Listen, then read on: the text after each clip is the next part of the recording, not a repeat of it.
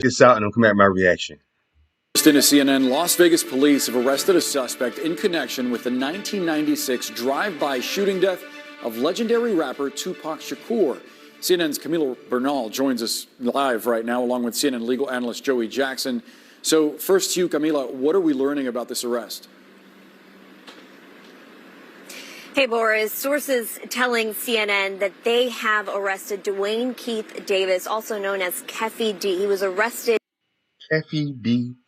This is what I hate when they have white folks. Oh, Jesus Christ. Go ahead. This morning, according to sources, in connection with the killing of Tupac Shakur. Now, we do know that in July, the Las Vegas Metro Police Department served a search warrant on Davis's wife's home, and what they were looking for was any evidence linking to this crime. They were looking for anything that could show motive as to the killing of Tupac Shakur, and specifically, we know that in this search warrant, police were able to obtain multiple tablets, an iPhone. They took 5 computers, USB drives, photographs. So we know that they have been looking into this case and have been investigating this case since it happened in 1996. At the moment, we do not know what Davis has been charged with. We are expecting a press conference later on today to get details from authorities. But again, this is something that happened in 1996, and police have been looking into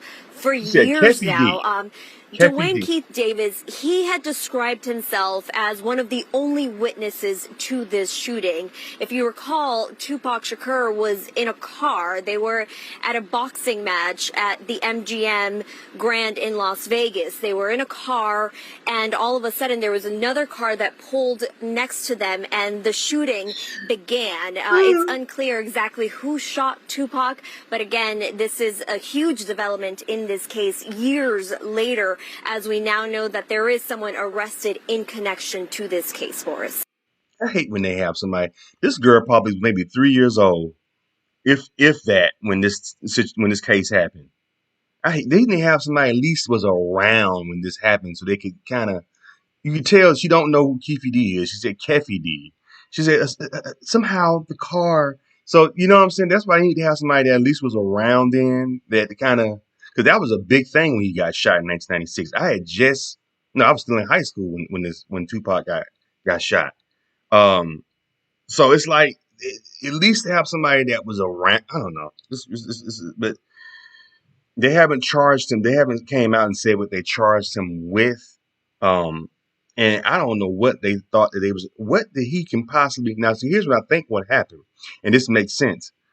People saying, well, what could they have found in this man's house 27 years later after, the crime was committed? Well, he was writing a book.